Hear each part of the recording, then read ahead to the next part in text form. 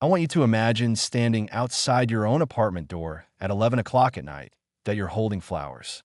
You closed a deal 3 hours ago that you weren't supposed to close for another day. You drove 3 hours home in the dark just to surprise the woman you're marrying in 3 days. You reach for your spare key, but the door is already unlocked. What you find on the other side of that door will be the last thing you ever expect. And what you do about it, over the next 72 hours, will be something nobody in that wedding venue ever forgets. This is my story. And I need to tell you all of it from the beginning, so you understand why I did what I did. I'm not going to pretend I was perfect in this relationship. Nobody is. But I loved her. Fully, completely, the kind of love where you stop thinking about yourself first, that we'd been together for 4 years. I'm talking about the kind of 4 years where you grow up together, where you go from two separate lives to one shared one. Same apartment, same routines, same dreams about what comes next. That I knew she had an ex-Daniel. They dated for 2 years before we met. She told me it ended badly, that he was controlling, that she was the one who walked away. I never pushed for more than she wanted to share. That felt like the right thing to do. I trusted her. That wasn't weakness. That was love. That I worked hard for this wedding. I don't mean I wrote a check. I mean I was involved in every single detail. The venue she fell in love with online, that I called 16 times to get a last-minute booking for. The flowers she mentioned once in passing 6 months earlier, that I quietly remembered and ordered. The speech I had been writing and rewriting for 3 weeks because I wanted every word to be exactly right. 3 days before the wedding, I kissed her goodbye at the front door and flew out for a business negotiation that was supposed to take 3 days. I wrapped it up in 2. I remember sitting in that conference room after they signed, thinking, I cannot wait to tell her. I cannot wait to get home. That I drove back that night. 3 hours. Flowers on the passenger seat. A smile I couldn't turn off. That I had no idea that smile was about to be the last one I wore for a very long time. I pulled into my building's parking lot at 10:58 p.m. The city was quiet. My building looked the same as it always did. Same warm light in the lobby. Same faint hum of the elevator. I grabbed my bag and the flowers and took the stairs because the elevator was slow and I was too excited to wait. 3rd floor. The hallway. And that's when I noticed the first thing. To smell. Cologne. Faint but unmistakable. Hanging in the air of the hallway like someone had walked through recently. Not my cologne. Not anything I recognized from our apartment. That I slowed down. That I told myself I was being paranoid. That it was probably a neighbor. That I'd been driving for 3 hours and my brain was tired. That I reached our door. Reached for my spare key. The door swung open before I turned it. Unlocked. Just open. She never left the door unlocked at night. Never. It was one of those small habits she was religious about. Lock the door, chain it, double-check it. Always I stepped inside. The apartment was dim, just the lamp in the corner on low. 2 wine glasses on a coffee table. A half-empty bottle between them. That I don't drink wine. Music was coming from the bedroom. Soft. Low. And then another sound. That I stood completely still in my own hallway for what felt like a very long time. Then something in me, something cold and mechanical that I didn't know I had, took over. I set the flowers down on the hallway table. I set my bag down without a sound. And I walked toward the bedroom.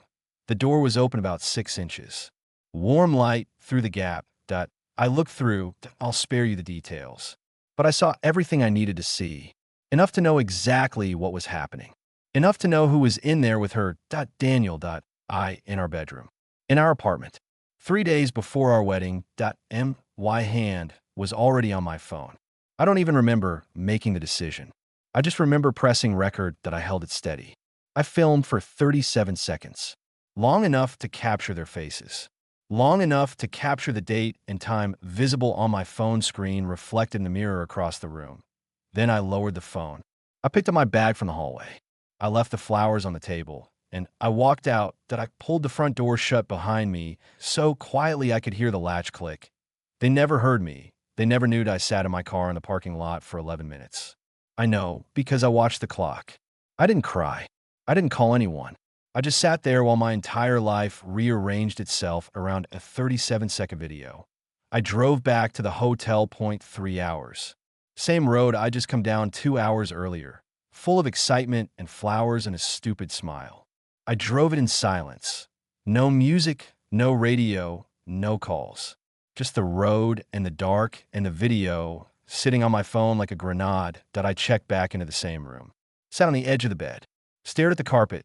The thoughts came in waves. How long? That was the first one. How long had this been happening? Was it recent? A moment of weakness, a terrible mistake? Or had it been going on for months, for years, running parallel to everything I thought we were? Then came the memories. Every time she'd seemed distant. Every time she stepped outside to take a call. Every late night, she explained away with work stress or needing space.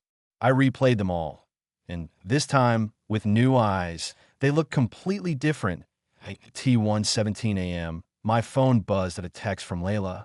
Miss you so much, baby. Can't sleep. 3 more days, and you're stuck with me, forever pleading face, red heart. I read it 4 times. Then I put the phone face down on the nightstand and lay back and stared at the ceiling that I didn't sleep. Not 1 minute. I watched the room go from dark to gray, to pale morning light through the curtains. And somewhere in those hours, I'm not sure exactly when, the grief stopped being the loudest thing in the room. Something else took its place. Clarity. I wasn't going to call off the wedding quietly. I wasn't going to confront her privately, cry it out, let her apologize, and let it dissolve into a story nobody ever knew about.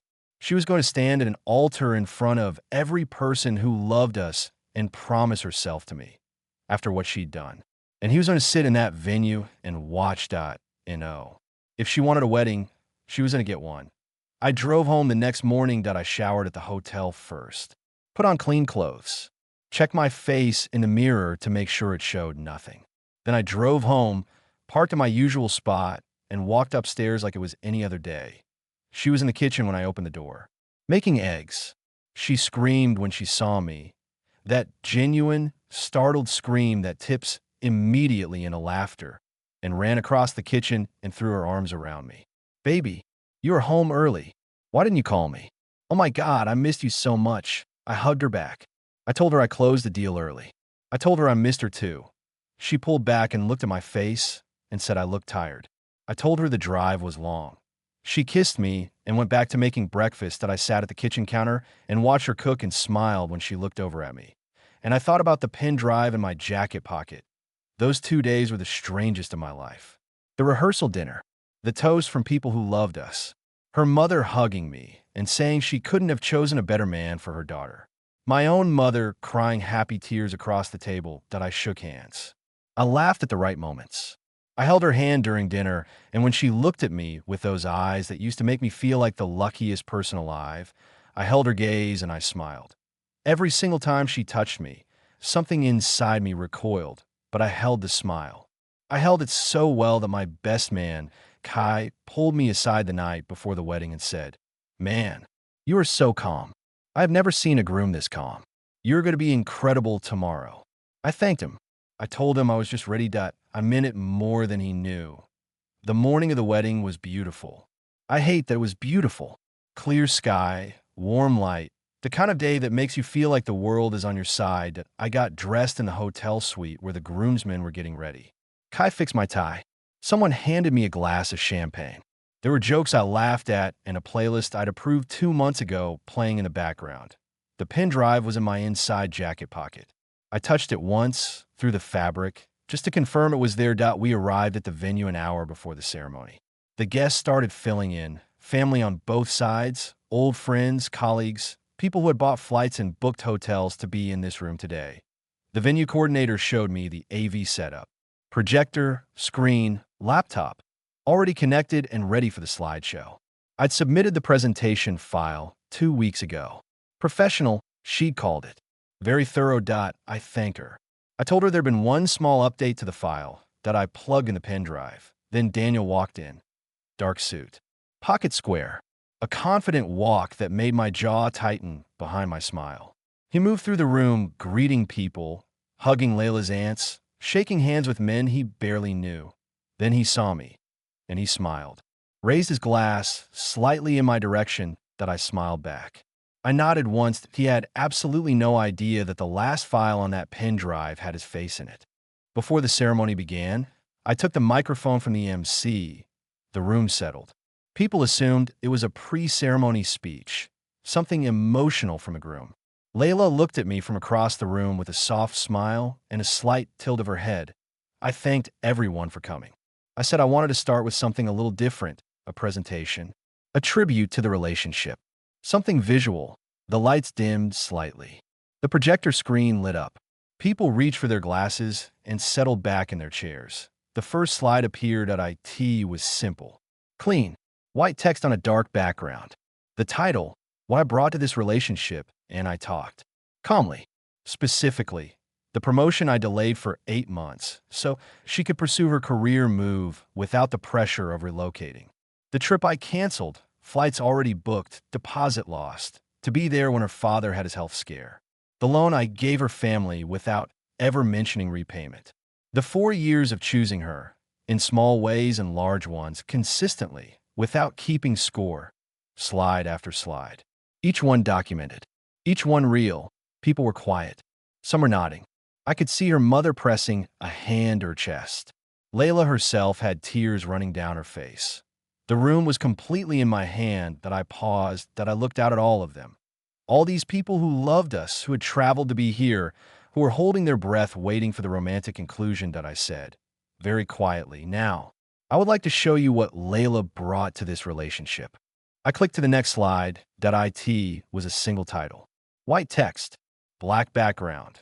3 days before the wedding, I clicked play. I watched the room rather than the screen. That I watched the exact moment people understood what they were seeing. That I watched Kai's face go from confused to horrified in about 4 seconds. That I watched Layla's mother stand up from her chair. That I watched Daniel. And I want you to remember, he was sitting in that room. Go completely, perfectly still. Like a man who has just realized the walls are closing in and there is nowhere to go. I put the microphone back on the stand. I picked up my jacket from the back of my chair. And I walked out of the venue. That I did not run. I did not look back. I did not say another word. Outside, the sky was still that same ridiculous blue. I sat down on a bench about 30 meters from the entrance. I could hear the noise from inside building, voices, someone crying, the sharp sound of something falling. That I sat there, and I breathed the outside air. And for the first time in 3 days, my hands were completely still. I'll tell you what I know about what happened in that room after I left, because Kai told me most of it later. Layla left through a side door. Her mother and sister went after her. Daniel tried to quietly make his way to the exit and was stopped by 3 different people, none of them gently. The venue staff didn't know what to do, so they did nothing, which was probably the right call. Most guests sat in complete silence for a while. Then they started leaving in small, stunned groups. Nobody ate the food. Nobody touched the wedding cake. Kai found me on the bench outside about 20 minutes after I'd walked out. He sat down next to me and didn't say anything for a long time. Then he said, "How long did you know?" I told him. 3 days. He was quiet for another moment. Then, "You held that for 3 days and didn't tell me?" I told him I needed to do it this way. That if I'd told anyone, even him, it would have gotten out. Or someone would have talked me into doing it privately, quietly, in a way that let everyone pretend it didn't happen. I didn't want that. She was going to stand at that altar in front of everyone who loved us. She was going to look me in the eyes and make promises. And he was going to sit there and watch. They both deserved for it to end the way it did. In the same room, in front of the same people, with no version of events they could control or spin. Kai nodded slowly. Then he said something I've thought about a lot since. I just wish you didn't have to be the one to carry all of that alone. That's the part that stayed with me. Not the revenge. Not the looks on their faces. That sentence, because he was right. That's the thing nobody tells you about betrayal.